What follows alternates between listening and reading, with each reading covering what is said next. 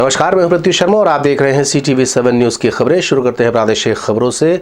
आज कांग्रेस के छत्तीसगढ़ प्रभारी PL पुनिया ने राजीव भवन में एक बैठक रखी। ये समीक्षा बैठक थी जिसमें संगठन के सभी क्रियाकलापों की समीक्षा की गई। हम आपको बता दें कि आपसी सामंजस्य बनाने पर इस पर जोर दिया जा रहा है। साथ ही जो 1 नवंबर से प्रारंभ हुआ है सदस्यता अभियान, उसको लेकर के गंभीर चिंतन किया गया, क्योंकि आने वाले दिनों में इसे वृहद रूप से जन जन तक पहुंचाया जाएगा और अधिक से अधिक लोगों को कांग्रेस की सदस्यता दिलाने का लक्ष्य इसमें रखा गया है। इसके अलावा पार्टी की नीतियों को लेकर के भी यहाँ विचार विमर्श किया जा रहा है। जो असंतोष है उसे शांत करने के प्रयास में भी पार्टी जुटी हुई है।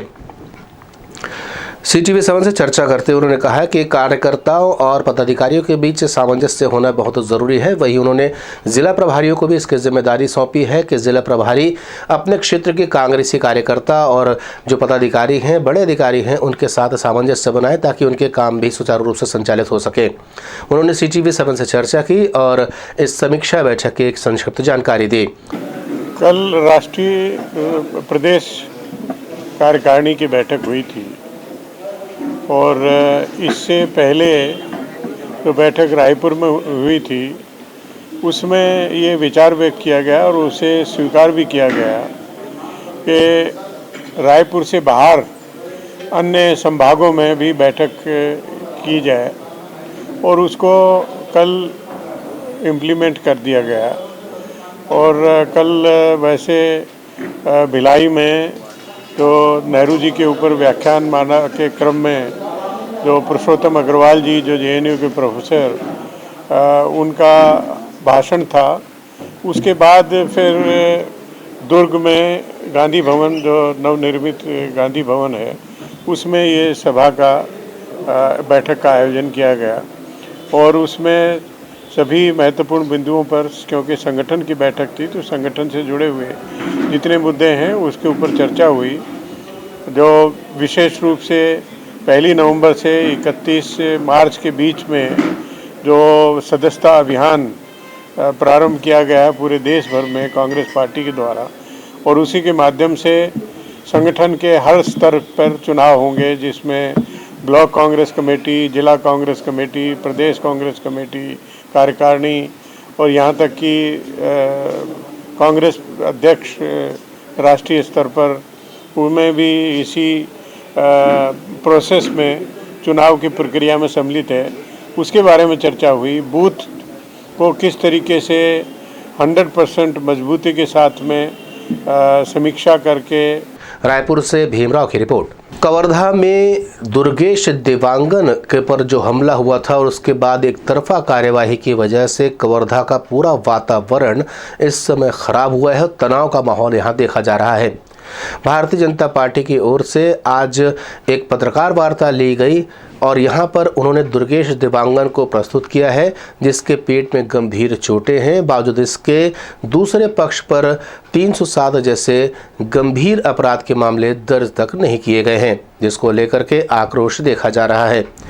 भारतीय जनता पार्टी कार्यालय में आज बृजमोहन अग्रवाल, शिवरतन शर्मा, अजय चंद्राकर सहित भारतीय जनता पार्टी के दूसरे सदस्यों ने एक पत्रकार वार्ता ली और मौजूदा सरकार पर एक वर्ग विशेष को खुश करने का आरोप लगाया।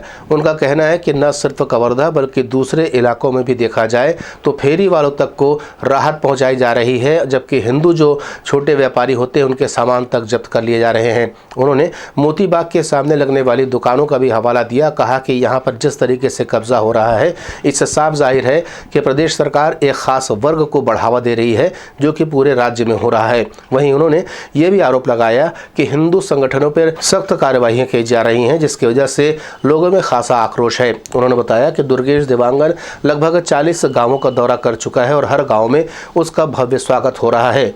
यह भव्य स्वागत इस बात का परिचायक है कि लोगों में मौजूदा सरकार को लेकर के कितना आक्रोश है। कवर्धा की घटना ज्वलंत बनी हुई है।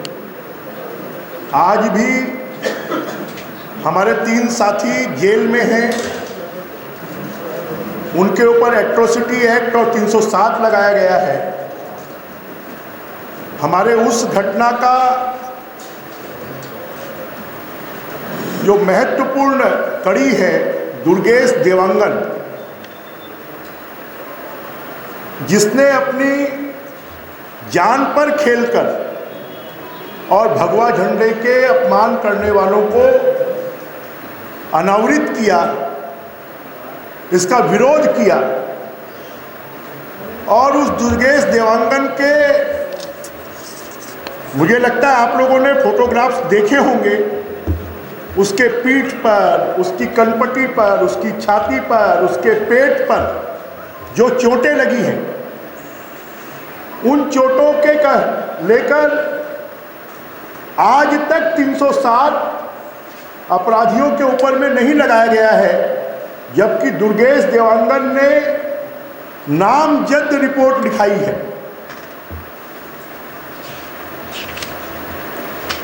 रिजवान, सलमान और आदिल एवं अन्य 50 लोगों के खिलाफ में नामजद रिपोर्ट की है। उसके बाद भी आज तक धारा 307 नहीं लगाई गई और जो 3 लोग जेल में बंद हैं उनके खिलाफ जो एट्रोसिटी एक्ट लगाया गया वो घटना के लगभग 20 दिन बाद लगाया गया।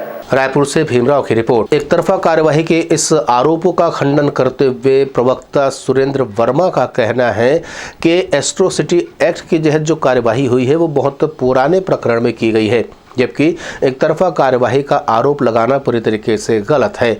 उन्होंने ये भी कहा कि भारतीय जनता पार्टी और आरएसएस के पास जब कोई मुद्दा नहीं बचता है तो वो इस तरह के सांप्रदायिक वातावरण खड़े करती है और इसकी मिसाल देश के विभिन्न हिस्सों से देखी जा सकती है। पूरे देश में भारतीय जनता पार्टी और आरएसएस का यही चरित्र है कि जब जब ये मुद्दाविहीन होते हैं, जब जब ये जनता के बीच अपनी विश्वसनीयता खो देते हैं, तो आजमाए हुए मुद्दे पर एक वर्ग के खिलाफ दूसरे वर्ग को खड़ा करने के लिए इसी प्रकार का कुत्सित प्रयास इनके द्वारा लगातार किया जाता है। हमने देखा कि किस प्रकार से जब कवर्धा में युवाओं के 2 ग्रुप के द्वारा जो तनाव की स्थिति थी उसको 144 लगे होने के बावजूद संवैधानिक पदों पर बैठे सांसद और पूर्व मुख्यमंत्री के पूर्व सांसद पुत्र के द्वारा किस प्रकार से बाहरी लोगों को कवर्धा ले जाकर 144 लगे होने के बावजूद उन्माद फैलाया गया। शांति रैली के नाम पर लोगों को भड़काने का कुत्सित प्रयास किया गया और उसका परिणाम क्या हुआ? निश्चित रूप से भारतीय जनता पार्टी का कवर्धा मामले में पहले दिन से ही जो रवैया रहा है, नफरत भड़काने वाला रहा है, उन्माद फैलाने वाला रहा है। किसी भी भारतीय जनता पार्टी के नेताओं को वहां शांति की अपील करते हुए नहीं देखा गया।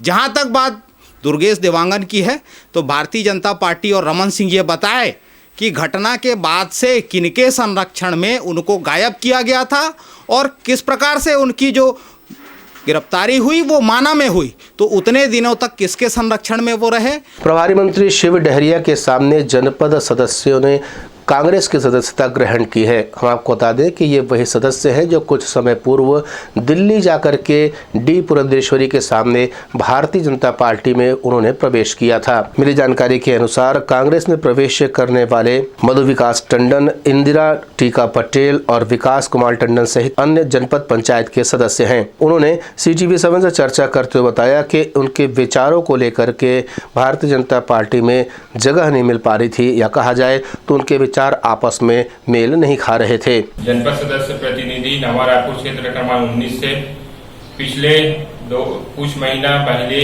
मैं भाजपा में चले गए हूँ। कुछ व्यक्ति के वजह से बोला बहला फुसला के ले गए भाजपा में, लेकिन हमार दादा पुरखा सब जहाँ कांग्रेस पार्टी खड़ा है और हमारे क्षेत्र का आदमी भी कांग्रेसी है और जनपद सदस्य को होए के नाते क्षेत्र में मोला बोला थी कि विकास करना है, तो विकास करना है तो पार्टी में रह लगी। अभी हमारी सरकार है, हर चीज है, 15 साल बाद हमारी सरकार है, इसे तो हमला कांग्रेस पार्टी में रहना है। डॉक्टर शिव कुमार डहरिया के नेतृत्व में काम करना है और पूरा डॉक्टर शिव कुमार डहरिया है पूरा छत्तीसगढ़ में आरंग में विकास के गंगा बहावत है, तो साथ में रह के हमला साथ चलना है।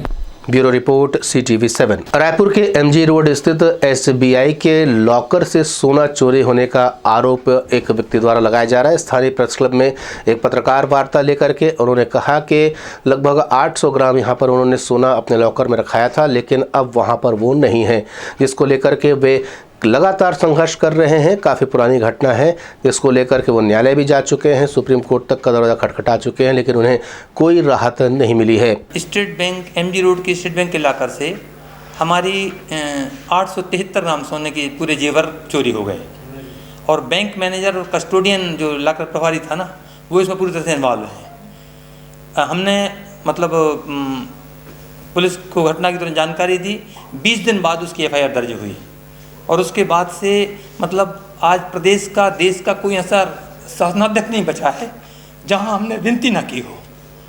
और 7 साल 9/11/2014 को एफआईआर दर्ज हुई थी और अभी 9/11 को 7 साल हो चुके हैं।